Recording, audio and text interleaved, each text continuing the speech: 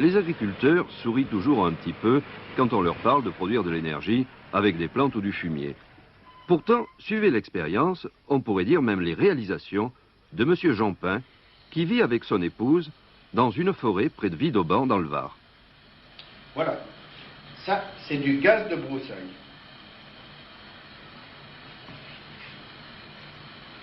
Et ça, c'est de la lumière de broussailles. Non, ce n'est pas un gag. Depuis des années, Jampin s'est retiré dans ce massif forestier et il produit son gaz et son électricité. Passionné d'agriculture, homme de la nature, il s'est trouvé lui aussi confronté au problème de l'énergie. Sa maison était isolée, elle n'était pas raccordée au réseau. Il pouvait installer une éolienne. Il a préféré utiliser ce qui était disponible autour de lui, la broussaille. Ce sont des broussailles qui ont été récoltées dans le cadre de la lutte contre la propagation du feu.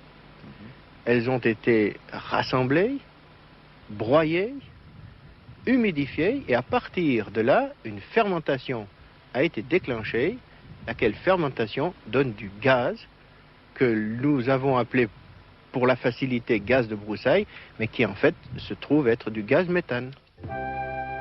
Le principe est bien connu, et les anciens dans les campagnes utilisaient souvent les plantes en fermentation ou le fumier pour chauffer certaines parties de l'habitation. Ici, ce qui apparaît plus intéressant, c'est la transformation de ce gaz en électricité grâce à un système très particulier.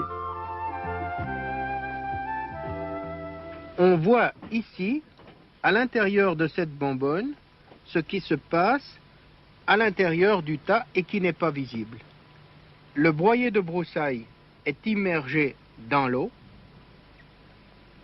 enfermé donc dans cette bonbonne, reliée elle-même à cette chambre à air qui récupère le gaz produit.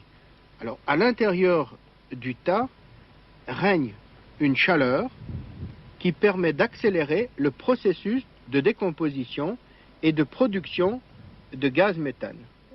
Ce gros tas avec ses chambres à air, c'est ce que Jampin appelle maintenant, avec un